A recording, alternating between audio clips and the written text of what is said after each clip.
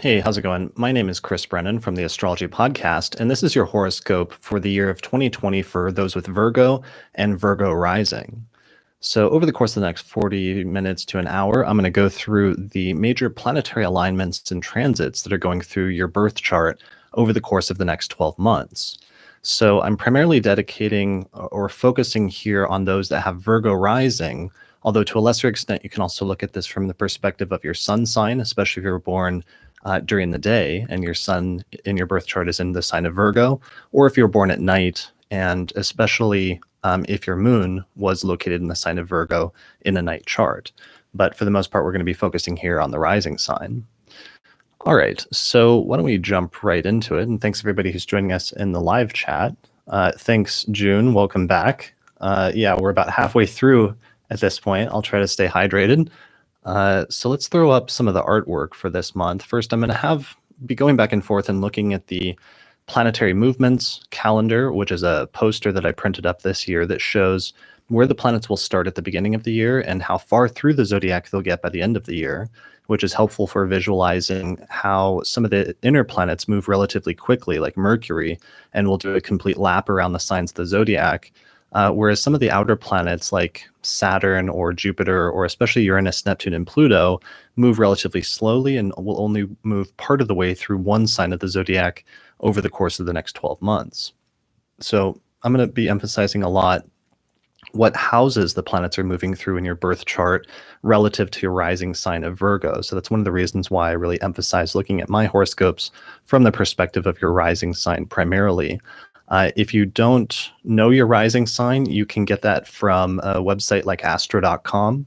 So just type in www.astro.com, find their free birth chart selection calculator, enter in your birth date, time, and place, and then it'll tell you what your ascendant or your rising sign is. And then you'll know which of these horoscopes to look for. So I'm streaming this live. I've been streaming all of them live this week. They're taking about an hour each. And once I'm finished with this one, I'll be halfway through. But just look through the playlist and you should be able to find the one for your rising sign by the time I'm done at the end of this week. All right, the other artwork I'm going to be looking at is the planetary movements calendar, the planetary alignments calendar, which shows when planets move into different signs of the zodiac, when the new moons and full moons and eclipses take place each month, and also when specific planets station retrograde or direct, especially the Mercury retrogrades. So this will be a good starting point, especially this month, because we're going to start with January and sort of work our way forward month by month. All right, so let's do sort of a big picture overview to start. There's three major outer planet type or major astronomical alignments that are happening in January. One of them is there is an eclipse. It's a lunar eclipse that's taking place on the 10th of the month in the sign of Cancer, which for those of you who have Virgo rising, that's your 11th house of friends. So a lunar eclipse usually represents a culmination of events and something that's been building up for at least 6 months now, some new venture or some new development in your life with respect to the general theme of friends and groups reaching a sort of culmination at this time. So eclipses have a 6-month activity or a 6-month time window. So while sometimes there are events that start to become clear or start to become noticeable right away after the eclipse or around the time of the eclipse, the impact of this is really going to last for the next 6 months. So it may not be something that necessarily all happens at once, but could be something where there's kind of like a process. But what's important is just realizing that it's a sort of culmination of events, or something is becoming mature, some themes and some sort of trends in your life are becoming mature with respect to the topic of friends and your relationship with your friends at this time in your life. And that could be a positive thing or that could be a negative thing. We're going to return back to that later in the year because I know there's going to be a Mercury retrograde in Cancer and some other notable stuff going on. So maybe I'll save that for a little bit later. Elsewhere in the month of January, right around the same time, right before the eclipse, we have Uranus stationing direct in early Taurus, I believe at 2 degrees of Taurus, and this is in your 9th house. So the 9th house is the place of education, philosophy, religion, your belief systems, but also can pertain to things like travel and foreign place or exposure to foreign people. Basically, just the general theme or archetype of that which is foreign or different from what you grew up with or where you started in your life. So a Uranus transit through the ninth house, and this is a long-term transit. This is taking place over the greater part of a decade. It's something that didn't get started fully going about a year and a half ago, when Uranus first started dipping into the sign of Taurus. But now that you're a year into it, I think this year Uranus is going to get as far as 10 degrees of Aries or 10 degrees of Taurus later in the year before it stations retrograde. So we're getting in 2020 about a third of the way into this overall transit, or at least it's making it a third of the way through the sign of Taurus and into your ninth whole sign house. So Uranus through the ninth house can sometimes introduce and sometimes disrupt our belief systems and our views about how the world works. And sometimes there can be a kind of curveball that comes out of nowhere that shakes up your belief system or introduces something that seems new and alternative and somewhat exciting to you. Other times this can lead you down a unique educational path, or it can change or disrupt whatever your current educational path is. But this is often something that's positive or useful in the long term because it's preparatory for Uranus making its way to your 10th house eventually when it moves into Gemini later in this decade. And then a lot of the emphasis and the focus will shift towards your career and your overall life direction with respect to that transit. So this is kind of a preparatory phase where it may be a period of exploration of things that are foreign or different that have an impact, especially in terms of your belief and your overall philosophy of life. So that's a station. It may or may not be important for you. It really depends on if you have any planets around 2 degrees of the fixed signs, especially 2 degrees of Taurus, but also to a lesser extent 2 degrees of Aquarius, Leo, or Scorpio, because that's about where Uranus is stationing. Let me throw up the chart just to double check those degrees. So this is the chart for the moment here in Denver. Let me switch this over to Virgo rising so we can look at it from the perspective of your whole sign houses. And yeah, there's Uranus stationing at 2 degrees of Taurus.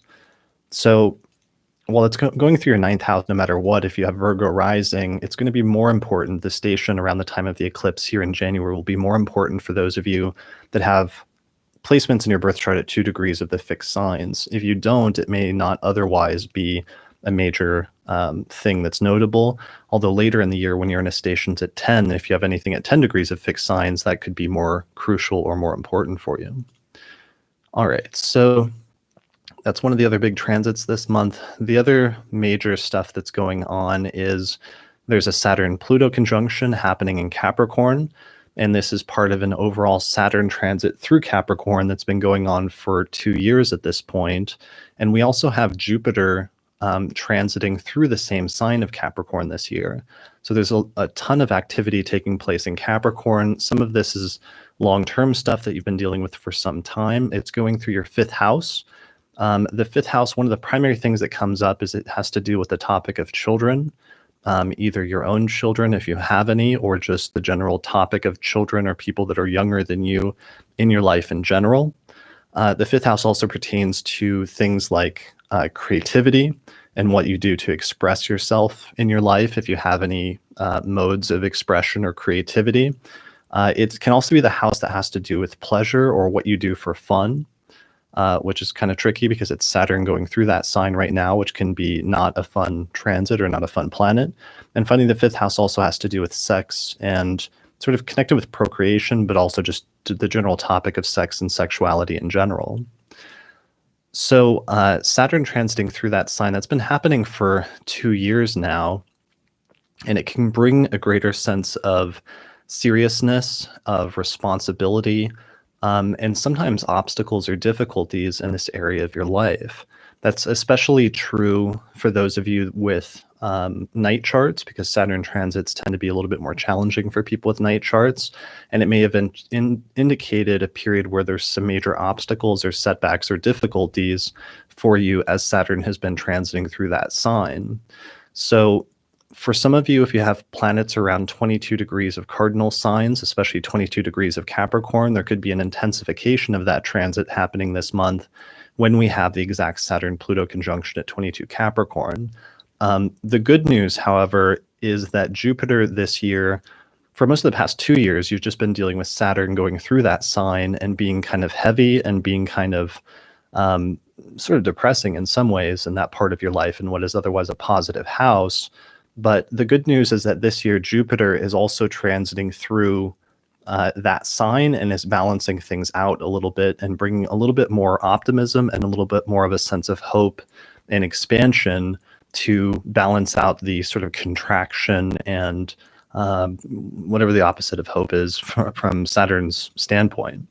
So Jupiter will be transiting through that sign most of the year. It's not hitting any important points this month, but I know it will form some conjunctions with different planets, and it will station at different points, which should be sort of like exclamation marks during the course of the year. But I wanted to mention those because that's kind of part of the backdrop of what's happening for this entire year. Is a large part of it is just Jupiter and Saturn and Pluto transiting through your fifth house. And then at certain points, Mars will move in there as well, causing even more attention and focus potentially on that area of your life. All right, so those are the major things for January. Let's move on to the following month. Let me check out the live chat. Oh, okay, there's a lot of people here. Thanks everyone for joining me today. Appreciate it. If anybody has any interesting anecdotes, especially if you have Virgo rising, let me know if there's any Virgo rising people here in the chat. But if you have any interesting anecdotes about how any of these transits have manifested in your life so far, definitely let me know. So somebody's asking, Sherry's asking if you should follow the Placidus house chart or the whole sign house chart. Isn't Placidus more precise as far as transits? I would recommend using both, but I think whole sign houses should be your baseline for seeing what planets are transiting certain houses. And once you have that baseline with whole sign houses, if you then want to incorporate or integrate another house system like Placidus on top of that, then I think you can get more information. But I think it is really helpful to start with whole sign as the basic backdrop, because that is going to give you, especially when looking at things from more the perspective of like concrete external events, I think you're going to find whole sign houses will tend to be a little bit more accurate or more important from that perspective. All right, so let's move on to February. So February, there's two things that happen, and what's weird is they happen on the same day, and it's right around February 16th. The first thing that happens is that Mars moves out of Sagittarius. So up to this point, it's been going through Sagittarius, which is your fourth house or your fourth whole sign house, which has to do with the home and the family and the living situation. So that can be a period in which you're either putting more energy towards your home and living situation, or in which there's some tensions surrounding your home or your family or your private life from the beginning of January all the way through the middle of February. But then suddenly there is this shift that happens around mid-February when Mars leaves Sagittarius, leaves your fourth house and moves into Capricorn, moving into your fifth house and basically meeting up with all of those other planets that are already in your fifth house, thus putting even more emphasis and more focus, but also potentially a little bit more tension on some of those fifth house topics of children, self-expression or creativity, but also pleasure or sexuality and the role that that plays in your life. So we're going to have Mars transiting through that sign of Capricorn for a month and a half, I believe, and that can bring issues involving either putting much more energy in towards that area, but also potentially experiencing tensions there in some way, which in the worst case scenario can sometimes mean issues involving like strife or separation, or if you have children, potentially problems with children. Sometimes it can be a period where you're just not getting along as well with your children as other times in your life, or in which they might be doing something that's particularly annoying or particularly problematic. So for those of you with day charts, this is going to be a little bit more of a problematic transit, whereas for those of you with night charts, the Mars transit may not be a huge deal necessarily, because Mars tends to be a little bit easier for people with night charts. So what's weird, though, is on the very same day, on the 16th of February, Mercury stations retrograde, and it's actually stationing retrograde in Pisces, which is your seventh house. And if you look at the exact degrees in the specific chart around those days, what's interesting is that it actually stations retrograde very close to Neptune, which is similar to what it did in early 2019. So here's the chart for February, and there is Mercury stationing retrograde here at 12 degrees of Pisces, conjunct Neptune at 17 degrees of Pisces. So this is happening in your seventh house of relationships. And the conjunction with Neptune, between Mercury and Neptune, is problematic because it kind of amplifies the potential for miscommunications or misunderstandings. For you, because this is happening in your seventh house of relationships, it could mean that there's some sort of miscommunication or misunderstanding within the context of relationships or partnership in general. So if you're in a relationship, if you're in a significant long-term a marriage or a partnership of some sort, or even if you just have like a business partnership, you might want to be extra careful from the middle of February through early March to be extra careful about communicating things precisely and accurately, which normally is something that you're already sort of prone to wanting to do if you have Virgo rising and Mercury is the ruler of your chart. But it's going to be extra important during this time just because the potential for misunderstandings or miscommunication, or in the worst case scenario, Neptune can sometimes indicate like actively being deceived or issues with truth versus deception. So you might want to be careful, like if you're entering into a contract or something, to be a little bit careful at that time because things might not be as clear and might not be as straightforward as they seem.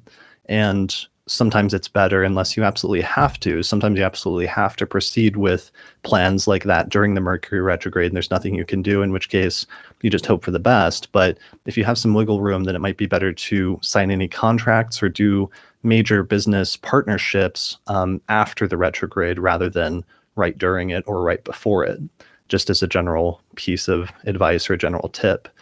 So it's interesting that for whatever reason, those two transits in February start the same day, right in the middle of February, where you have the Mercury retrograde in your seventh house of communication, and you have Mars going into the fifth house, which has to do with children and sexuality. So there could be some sort of connection there, some sort of romantic theme that's going on for the Virgo rising people starting in mid-February. But yeah, just keep an eye out for both of those transits. So the Mercury retrograde is halfway finished already by the 25th of February, and then we move into March. And what's interesting is that Mercury doesn't stay in Pisces during the retrograde, but it actually retrogrades and falls back into Aquarius, into your sixth house of work and health and service, starting on the 4th of March, before it eventually slows down again and stations direct in late Aquarius on March 9th, at which point the Mercury retrograde is largely over.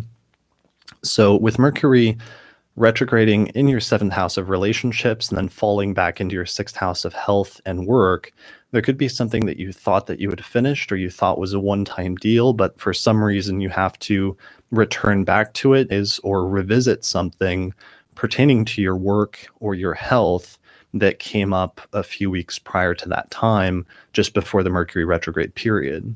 So it's like sometimes it might be like a series of events that starts in February that you think is finished, but then you have to come back and return to it during the course of March, when Mercury returns back to or starts retracing its steps in that sector of your birth chart. So that's really the main thing for March. The other thing that's notable, or that's the main thing for February. But with March, what's interesting is that the Mercury retrograde in Aquarius, when it stations direct on the 9th, it's actually queuing up an important set of transits that are actually going to set in much later in the month from an entirely different set of planets. So the first one is that Saturn makes its first ingress into Aquarius and into your sixth house on the 21st of the month of March. So this is the beginning of a long-term 3-year transit, and this is just a little preview of it that we'll get for a few months between March and June, when Saturn just barely dips into that sign, but then retrogrades not too long afterwards, and then gets back out of the sign and goes back into Capricorn for the second half of 2020. then eventually what will happen is that Saturn will return back to the sign of Capricorn. It'll finish its run through Capricorn and return back to the sign of Aquarius at the very end of the year in December of 2020.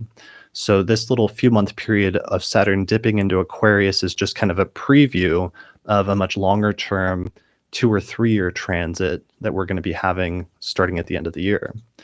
So let me give you the exact degrees of that, because it's kind of important to visualize this ingress of Saturn moving into Aquarius, because what's weird about it is it happens almost simultaneously at the end of March with Mars moving into the same sign. So here we can see Saturn moving through 28, 29 Capricorn, and then it slips into Aquarius here at the very end of the month. And then just a few days later, Mars also enters into Aquarius, and then those two planets form a conjunction in the first degree of that sign, looks like at the very end of the month. So let me throw the chart for April up, because this is basically like straddling the border between late March and early April, this ingress, and that's the focal point of when you're really going to start to feel it, with both of those planets moving from your 5th house of children into the 6th house of health and work and also subordinates. So here's the significations for the 6th house from the significations of the houses poster that I released recently, where it lists the traditional significations of the 6th. They're things like illness, injuries, work, and subordinates, or basically employees, especially if you own a business or if you act in a sort of role where you're the boss over somebody in some capacity in your life. So those are some of the major themes or some of the major topics then that are going to get activated, both in terms of the long-term Saturn transit, where Saturn moving into your 6th house can either, it can sometimes indicate a period that's a little bit more challenging, or where some obstacles arise within the context of your work or within the context of your health. But that doesn't necessarily have to be the worst case scenario. It can just bring up a period where you have to start putting more emphasis on that area, and you have to start putting more hard work into it, where maybe previously there were some things that you let slide. So for some of you, especially the Saturn transit will be a little bit more difficult for people with night charts, whereas the Mars transit will tend to be a little bit more difficult for those of you with day charts. And that's one of the reasons why I'm thinking that the ingress, when both of those planets move in at the same sign, for pretty much everyone with Virgo rising, it might coincide with some sort of initial obstacle that arises in your life, either in the context of health matters or in the context of your work, that has to be addressed and dealt with at that point or in the subsequent weeks.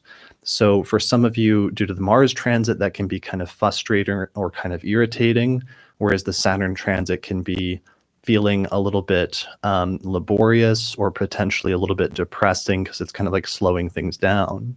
So the good news is that Mars and Saturn are not both going to be in that sign permanently, because Mars will just be transiting through there for a month or so before it leaves, and that's kind of over and done with. But I think it'll become clear really quickly towards the end of March or the beginning of April exactly what that transit is about for you, and what the potential obstacle is that you have to overcome or have to address in your life in one of those two areas during the course of it. All right, so this is taking us into April. In April, we have the Jupiter-Pluto conjunction in Capricorn. One of the positive sides of Saturn getting out of Capricorn and Mars getting out of Capricorn is it kind of just leaves Jupiter in that sign in your 5th house by itself, conjoining Pluto. And the tendency for Jupiter is to want to expand and confirm and stabilize things, whereas Pluto tends to exacerbate or tends to sort of blow up anything that is relatively minor and turn it into a much bigger thing. So you may want to expand very rapidly at this time, and that's kind of a fun transit, having Jupiter going through your 5th house. For some people, it could be growth and development in the sphere of children, which could mean like having children or having some new development with respect to your children that's positive. For other people, it could be tied into some of the seventh house stuff we were talking about earlier, and it could be just the expansion of like romantic relationships and just having a more positive period for relationships, especially with Saturn having left your fifth house, and therefore some of the things that were holding you back or restraining you in some way being removed from that area of your life. And instead, what's primarily left is just Jupiter. So it seems like a very fun period, or kind of a lighthearted period in some sense. As long as the Saturn and Mars stuff in your sixth house isn't too much of a distraction. So other than that, not a lot of other major stuff. There's just the Pluto station at the very end of April, which again is just emphasizing some of the Jupiter transit significations through the fifth house. This takes us eventually into the month of May. And in May, Saturn stations retrograde in Aquarius. So this is going to be one of the first really important turning points where, again, I was saying that this Saturn ingress into Aquarius, this is just a preview transit of a longer term 2 or 3 year transit that's really going to get going in December of this year. But when Saturn stations here, I think that's going to be a pivotal point where whatever the main theme is that you're going to be dealing with in the sphere of either work or health matters over the next few years, that station is really going to emphasize that, and it's going to make it clear what that sequence of events or what that theme is that you'll be dealing with. So interestingly, only 2 days later, Mars wraps up its transit through that very same sign, through your sixth house, and moves into your seventh house of relationships. So this could be a little problematic because Mars can put more energy towards relationships, or mean that you're having to put more focus on that area and expend more energy on the sphere of relationships. But Mars moving into your seventh house could also indicate about a month-long period where there could be more tensions in relationships than there were previously. So Mars can sometimes signify where we encounter strife or discord, or sometimes like fighting. And when it goes into the seventh house, sometimes there's a propensity towards more strife or more conflict in the realm of partnership compared to other times in our life. So it's one of the potentials for that transit. Around the same time, like literally the same day, Venus is actually stationing retrograde in the sign of Gemini, which is your 10th house of career, and Jupiter is stationing retrograde the following day in Capricorn in your 5th house of children and pleasures and sexuality. So some of this might be connected because it's happening so quickly, or it's happening so close together. But the one that's probably most important is the Venus retrograde stationing in your 10th house. So a Venus retrograde can sometimes force us to revisit things from the past. For you, since this is happening in your 10th house, the 10th house primarily has to do with your career, your reputation, and your public life, as opposed to your private life, which is the 4th house. So sometimes a Venus retrograde in the 10th house can force you to revisit what your public reputation is and how you appear to the world in general, and ways that you might want to retool or reconfigure just how you're putting yourself forward, especially in terms of your career and your overall life direction. So some people might have major career changes at this point, and they're not necessarily negative ones. They could be very positive ones that just are provoked by having a period of reflection and a period of rethinking what you want to be doing and how you want to be doing it in your life. So if this is going to be an important transit for you, some of the people with Virgo rising may have experienced something similar to this about 8 years prior, or there could have been a similar sequence of events that could be connected 8 years ago, which is the last time that Venus went retrograde in Gemini in the same sector of your chart in the 10th house. So that was in 2012. So go back in 8-year increments, because basically every 8 years, Venus will go retrograde in approximately the same spot in your chart. See if it was a major transit for you, and see what topics, especially any that came up within the context of your career, may have come up during that time. And that will tell you whether this will be an important transit for you that will be happening starting in May. All right, so those are the major things that are happening in May, and that's going to take us forward till June. The Venus retrograde is pretty long, so it starts in the middle of May, but it lasts all the way till the end of June, and it doesn't station direct until June 25th. So that's kind of a long-term transit. All right, let me take a look at the live chat. How's everybody doing here? Good. All right, thanks for joining me today. All right, let's move on to June. So a lot of stuff starts happening in June. June becomes one of the busier months and one of the more pivotal months of 2020 because we move into the second part of eclipse season at this point. So halfway through the year, we start hitting a bunch of eclipses. The halfway point in the Venus retrograde cycle, one of the pivotal turning points, is the 3rd of June. 2 days later, we get an eclipse, a lunar eclipse, which takes place in the sign of Sagittarius on the 5th of June. This is happening in your 4th house of your home and your family and your living situation. So there's some sort of culmination of events and some sort of spotlight gets shown on your 4th house of the home and family and living situation at this point.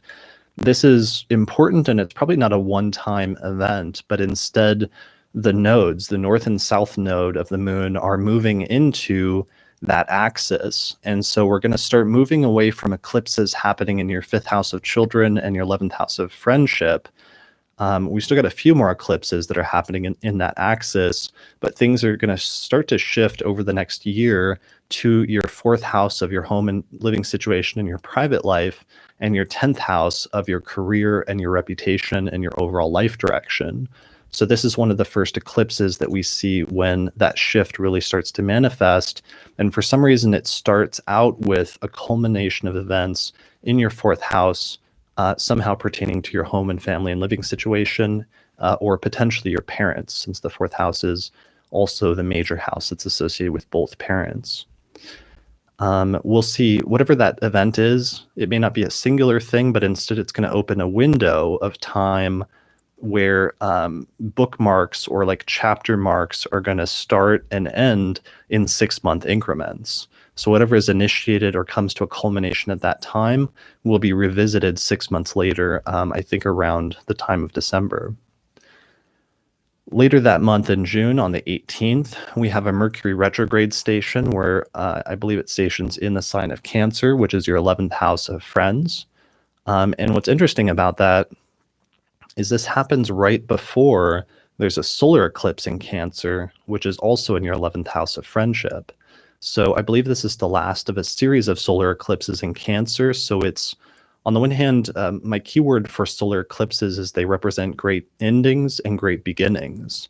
So for you, this is some sort of great ending, but also a great beginning when it comes to the topic of friends in your life, as well as the topic of groups or alliances in general, and the role that that plays for you in your broader life, or sort of contributes to your life in general.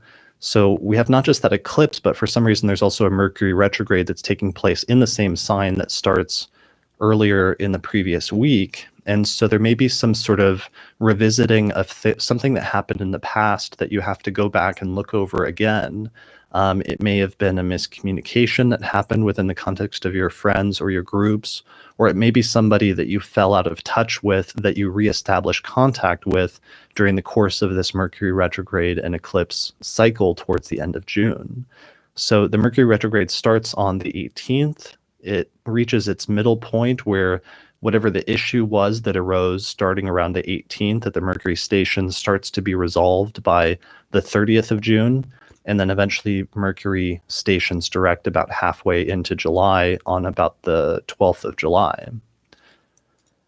So those are two of the major things. Eventually Venus stations direct on the 25th, as I mentioned. And then the last major transit that we have to mention for the month of June is the Mars ingress into Aries. And this is important because this is actually the sign that Mars is going to go retrograde in starting in September.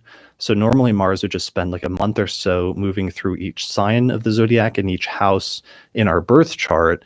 But what's going to be happening here is that Mars at the end of June moves into Aries, slows down there, and ends up spending several months moving through that sign. So the eighth house is kind of a tricky house. It is traditionally the house that has to do with mortality and all things surrounding mortality, which includes things like inheritance. But the eighth house can also have to do with financial matters that belong to other people in your life. So that can sometimes have to do, if you have a partner, it can deal with the partner's finances or financial matters involving your partner. It can also deal with other topics like debt and taxes and money that is owed to other parties in your life and what role that plays in your life.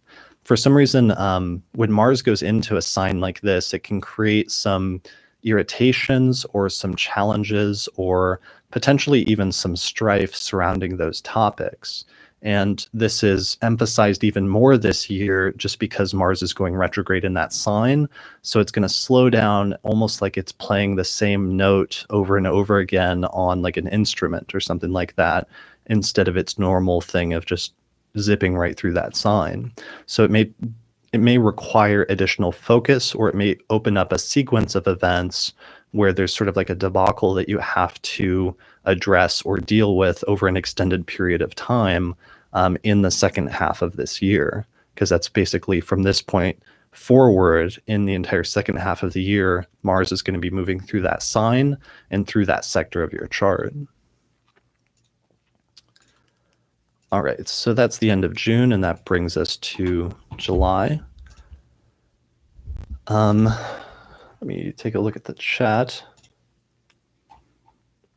So has anybody been experiencing, so we're going to return back to, and I'm specifically curious if anybody's had any experiences with the Saturn transit through the fifth house so far, since you're about 2/3 of the way through that, since you're about two years into that at this point, and if there's been any instances in terms of children or interesting examples in terms of children at that point so far. So I'll wait and maybe read some of the comments later. But it looks like we've got about 80 people here. Thanks everyone for joining us today. All right, let's jump into the following month. So July opens with two major things, and they're in the same sign. So one of them is that Saturn retrogrades back into Capricorn, which is your fifth house of children and sexuality. But there's also an eclipse, a lunar eclipse, that takes place in the same sign just a few days later on the 5th of July. So this is the last eclipse that's going to take place in Capricorn. It sort of brings to completion a series of eclipses in that sign and a series of developments that have been going on for a couple of years now. At the same time, with Saturn returning back into that sign of Capricorn for the next 5 or 6 months between July and December, it's sort of coming back to make sure in some instances that you got the lesson or got the point of whatever that transit was about through your fifth house. Whereas in other instances, it can just be coming back to do some cleanup work to wrap up the sequence of events that started with Saturn moving into your fifth house back in December of 2017. So I remember some past instances of Saturn transits. I had a friend who had Saturn go through his fifth house, and they had an unexpected child with his partner, and that caused greater strain on their relationship, but also just the strain of like having a child that was not planned over the course of that 2 or 3 year period as they got adjusted to and tried to deal with the implications or ramifications of what that meant for their life. And that was really intense for that first 2 or 3 year period that Saturn was going through that sign and through the fifth house. So that can give you kind of an example of something that could happen in that instance. But there's sort of a range of significations or a range of different manifestations of ways that could manifest. At this point, it's probably not bringing up something new in your life, but instead it's something you've already been dealing with for a few years now, not just with Saturn, but also the eclipses taking place. So it's probably best just to reflect on it and make sure as you're moving forward that this is something that you're not going to have to come back to at some point in the future, but instead you're doing the best with it that you can, because Saturn really tends to reward responsibility and responsibility is a huge theme of Saturn, which can sometimes be a drag, but it can sometimes be necessary and important to develop or learn how to develop a better sense of responsibility, not just with respect to people, but also sometimes with respect to, in the fifth house, creative pursuits, like learning how to give form to and become better at expressing yourself in a way that is genuine and in a way that is effective. So some people I've seen with Saturn going through the fifth house, like take classes where if acting is their like form of self-expression, then taking an acting class and then reaping the rewards from that, while also putting in the hard work for that is sort of necessary. Another person I've seen was like a painter who took some painting classes in order to be better at doing that. So basically just bringing structure and bringing some form of self-discipline to the area of creative self-expression is one of the more positive or constructive manifestations of a transit like this. And starting at the beginning of July, this is the final chance that you have, or the final pass of Saturn over the next few months, to make a push to do that in the most constructive way possible. All right. And then I think there was some debate about the eclipses. So we got the Sag eclipse, we got the Cancer eclipse, and then we got another Capricorn eclipse. Okay, so then that's pretty much it for July. Then we moved into August. There's not a ton of stuff going on in August in terms of outer planet transits. Of course, there's some standard inner planet transits that happen every year around this time, like the new full moon in Aquarius, the new moon in Leo, planets moving through Virgo, like Mercury goes into Virgo, your home sign or your rising sign, on the 19th of the month. And the sun, of course, goes into Virgo on the 22nd of August, like it does around this time every year. The only major outer planet transit is Uranus stationing retrograde on the 15th of August at 10 degrees of Taurus. So let me put the chart for that up, just so we can see the exact degrees involved, because this is definitely going to be important for those of you that have planets at about 10 degrees of the fixed signs, because this is the furthest that Uranus has gotten into Taurus. And so it's really going to be covering new ground for the first time. And there's been this buildup ever since Uranus went into Taurus over the course of the past year or two, that might culminate for some of you that have planets around 10 degrees of fixed signs. So here's the chart with Virgo rising, and this is, again, that Uranus transit through your ninth house of education, of religion, of beliefs, but also of travel and exposure to foreign people and foreign cultures. So some of you might take a trip, or there might be something surprising that comes out of an interaction with somebody from a foreign culture.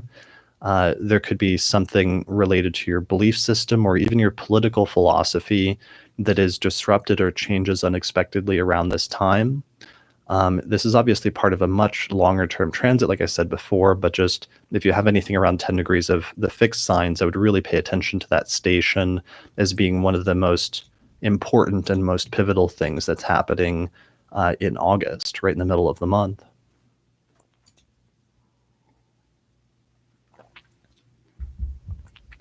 All right, so this takes us to September. September is really focused primarily on the Mars retrograde. So the Mars retrograde really gets going at this point when Mars, it slows down in Aries towards the end of the sign, I think around 28 degrees, and then it stations retrograde. So again, this is happening in your 8th house of shared resources and mortality. Mars can tend to, especially for people who are born during the day with day charts, can tend to bring up sort of conflict in that area. So it doesn't have to be worst case scenarios. Sometimes it's a conflict that is necessary, where if there's something that you need to do to stand up for yourself in that area, if somebody's kind of screwing you financially, or if there's a business deal that's not going well, sometimes you have to do what you have to do in order to make sure things are balanced and on a level playing field. Of course, you want to be careful not to go overboard, because sometimes getting into a needless conflict could lead to a much more long-term strife or separation with somebody financially that might not necessarily be beneficial for you, but it's going to be up to your own judgment to figure out what the situation is in your specific instance. So one of the things that's interesting about the Mars retrograde is if you look at the degrees, it's actually going to be, when it stations, it's going to be stationing square Saturn very closely. So here's the chart, and here's Mars stationing at 28 degrees of Aries in the second week of September. And notice that Saturn is at 25 degrees of Capricorn around that time. So Mars stations pretty close to it, creating this sort of tension between these two areas potentially in your birth chart of other people's money or shared resources in the 8th house, and the 5th house of like children and creative expression and sex and sexuality. So there could be some sort of tension between these two areas for some reason, which seems like an obscure area, but all sorts of different manifestations, like any possible manifestation of placements or houses that there can be, there will be. And if you pay attention to astrology for long enough, you realize that there can be all sorts of weird overlaps that initially you can only see sort of archetypally, like here us looking at the 8th house and the 5th house, but then sometimes there can be real obvious like practical manifestations of those things. So one of the things that I'm seeing here that could be a possible one for some people, for example, is like issues surrounding like child support, for example, because the 5th house is children. We have Saturn transiting through the 5th house, but then also Mars is going retrograde in the 8th house of other people's money or the partner's money, and indicating some sort of tension between the partner's money and the topic of children for you. So issues surrounding like, the partner and their relationship or financial support with respect to a child could easily be a topic that comes up as a point of tension at this point, just to give an example of how you might blend some of those archetypal meanings to form a specific delineation or a specific manifestation in a person's life if they have children or if they've had problems with a partner lately or had a split with a partner or what have you.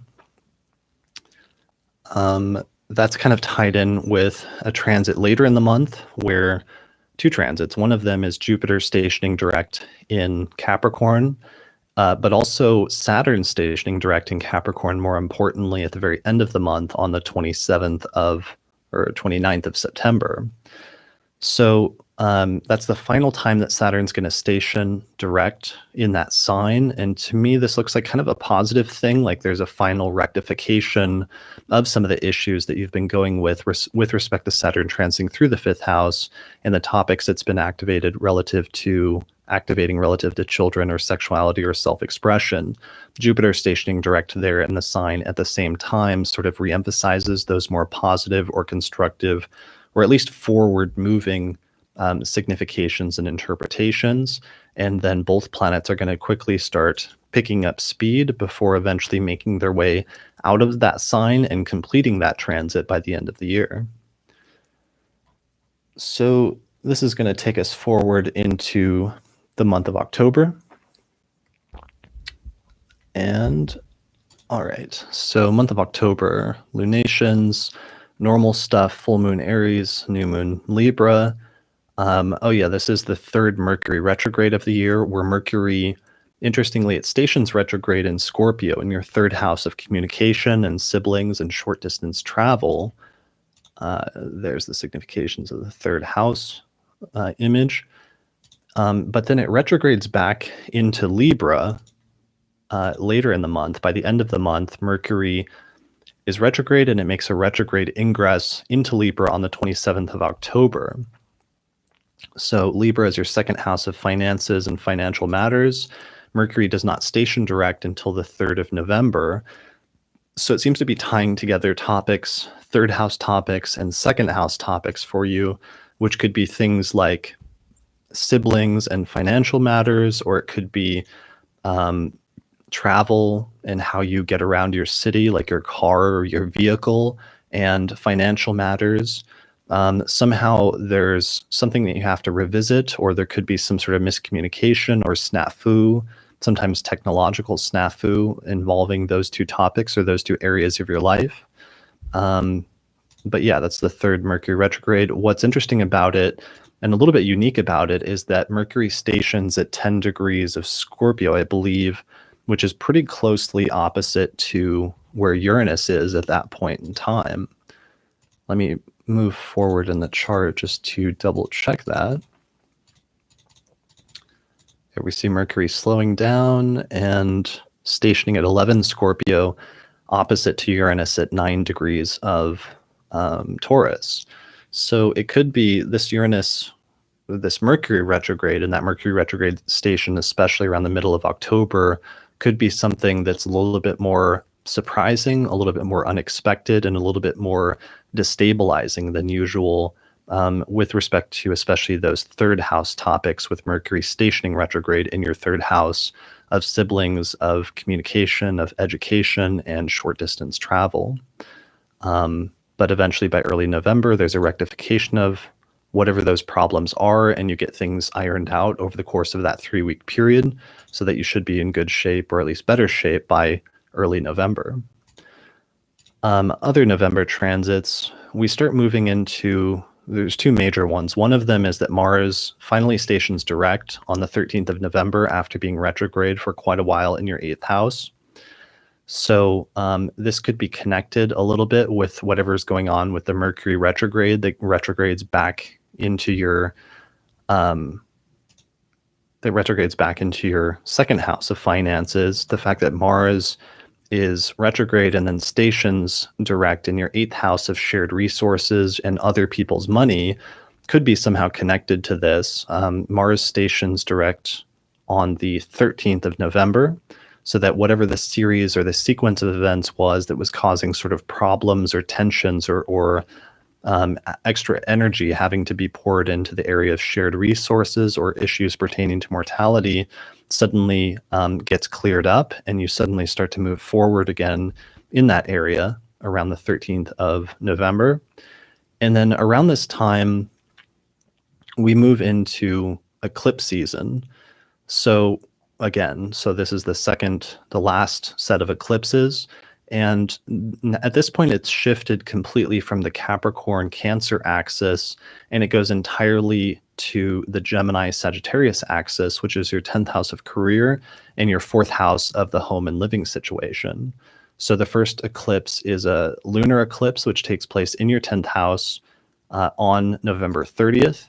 And then there's a solar eclipse in Sagittarius in your 4th house of your home and family and living situation on the 14th of December.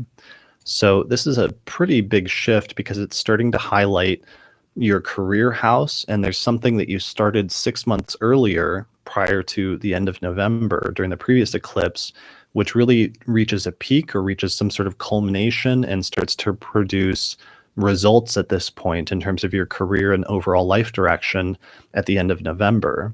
And there's something about your career that starts making more sense, and where the actions that you're taking start having noticeable, visible, or tangible results starting in late November.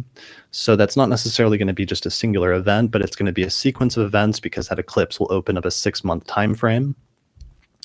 And so that's the lunar eclipse at the end of November.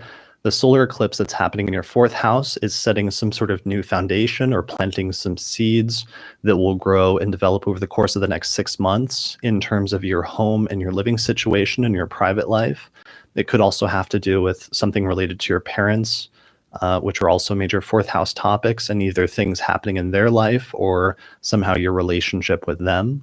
So if there was something that you wanted to start in that area, like if you wanted to start moving towards relocating to a new house or doing something differently with your home and living situation, then having a solar eclipse in your 4th house might be a good time to start working towards that from the eclipse in mid-December forward over the course of the next 6 months. It's pretty common to start new things. And I did want to mention the Neptune station at the end of November.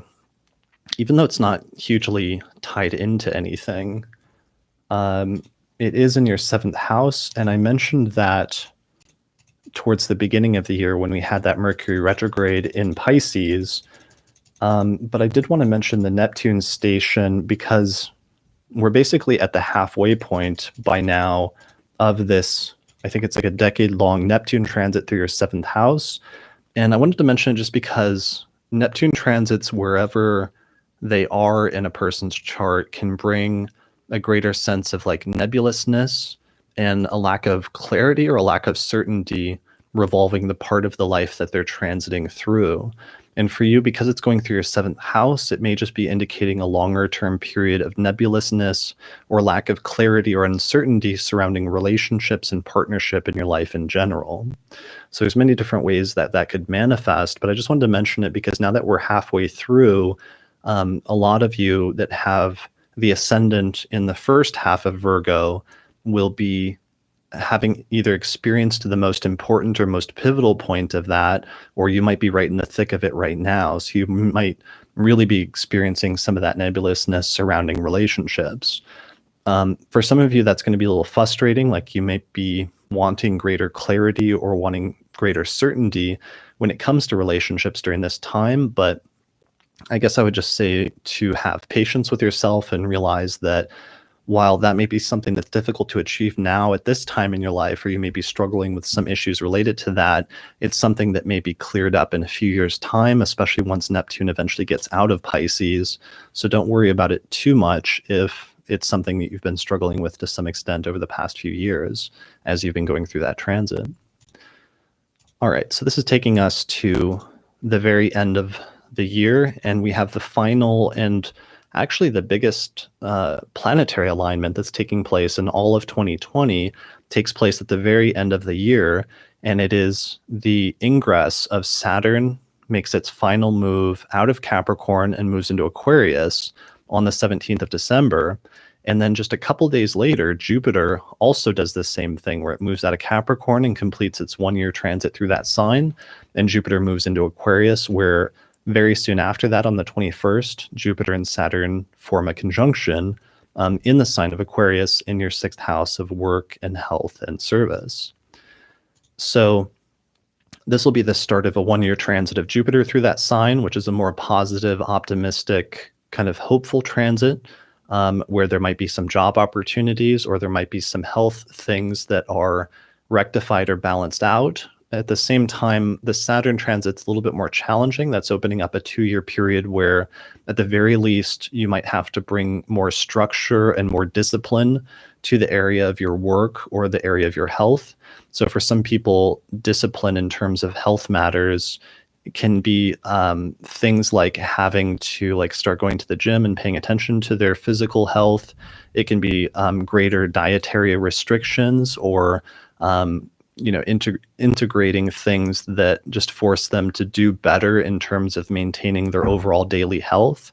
In some instances, the 6th house can deal with illness as well as what it takes to treat illness or injuries. So there may be some issues that come up that are related to Saturn or have a Saturnian type nature that you have to deal with during this time over the course of this long 2 or 3 year transit of Saturn through that sign. But luckily, with Jupiter moving in there almost simultaneously, I think for a lot of people, whatever the potential problem or issue is that Saturn represents, there's also a potential antidote or a counterbalancing influence where you could get help dealing with that in a way that's positive or constructive. So that's much more optimistic than, if it had been at any other time where it's just Saturn moving into a sign and then it's kind of a depressing or sometimes overwhelming influence on a certain house. With Jupiter moving in there at the same time, especially for those of you with day charts, this could be a much more constructive and positive long-term transit, especially over the course of 2021, that entire year of Jupiter moving through that sign compared to what it could be at any other time. So that's actually pretty productive and pretty positive. And it may, in fact, also be tied in with the shift of the eclipses moving into your 4th house and your 10th house and some of the career changes that might indicate.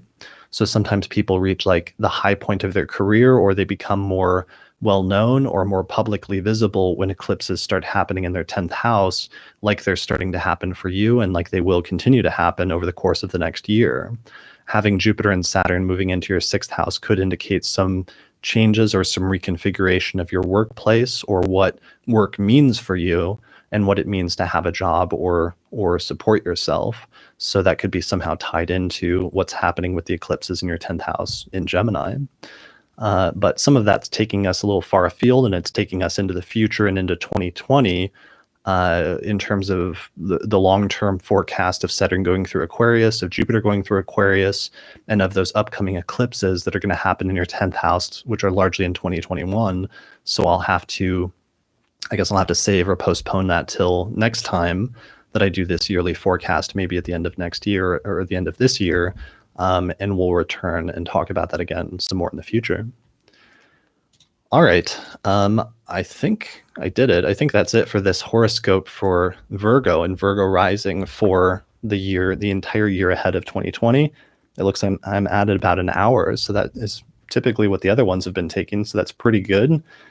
I'll check in with the live stream. How's everybody doing? Thanks everybody. Thanks everyone for joining me. There's 100 people on the live stream right now, and I love some of the comments. It sounds like there might be some stuff going on in the news, but I'll have to talk about that on the monthly forecast later this month. Yeah, and I think that's it.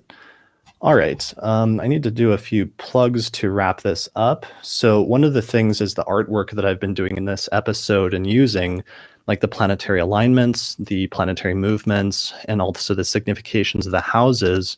Some of this is from podcast episodes and videos that I released recently on YouTube and on my podcast, the Astrology Podcast. But I also just launched a set of posters, so you can actually get a poster with all of that artwork, so you can see all of the movements of the planets at a glance in a single wall calendar, or in these 3 posters that I've released this year. So they come in a 3-poster package, and you can find out more information at the astrologypodcast.com/2020 posters. Leisa, Schaim, and I also recently released the 2020 Auspicious Elections Full Year Ahead Electional Report, where we went through each of the next 12 months, and we picked out one lucky date and one lucky electional chart to start a new venture or undertaking in each of the next 12 months over the course of 2020. So it's like a 2-hour video that comes with a written report, as well as a few other PDFs and charts and other handouts. You can find out more information about that at chrisbrennanastrologer.com/2020 elections. And finally, I wouldn't be able to do the podcast without all of the patrons who support the Astrology Podcast through our page on patreon.com. So thanks in particular to Christine Stone, Nate Craddock, and Tanner Robinson, as well as the AstroGold Astrology app at astrogold.io, the Portland School of Astrology at portlandastrology.org, the Honeycomb Collective Personal Astrological Almanacs at honeycomb.co, and there's 2 major astrology conferences that are happening this year in 2020. One of them, the biggest one, is hosted by the International Society for Astrological Research, and they're having a conference September 10th through the 14th, 2020 in Denver, Colorado. You can find out more information about that at esar2020.org. Then there's also the Northwest Astrological Conference in Seattle, Washington, May 21st through the 25th. And you can find out more information about them at norwac.net. So if you want to become a patron and support my work doing videos like this one and get bonus content like early access to new episodes, then go to patreon.com/astrologypodcast. All right. I think then that this is the end of this forecast for Virgo. So thanks everybody for joining me today. I really appreciate it. Thanks for all the comments and everything in the live stream. It's a little hard to follow all of them because I'm still getting the hang of doing this, but I appreciate everyone who joined us, and thanks everyone for watching this video. Please be sure to like the video if you enjoyed it. Be sure to subscribe to my YouTube channel if you want to get notifications about new videos. I'm going to keep working through each of the rising signs over the course of the next few days. It's taking me a little longer to do these than I expected because I'm putting a little bit more into it than I anticipated. I was originally shooting for like 30 minutes each, but obviously there's a lot to go through here, so it's taking a lot longer, but it's been fun nonetheless.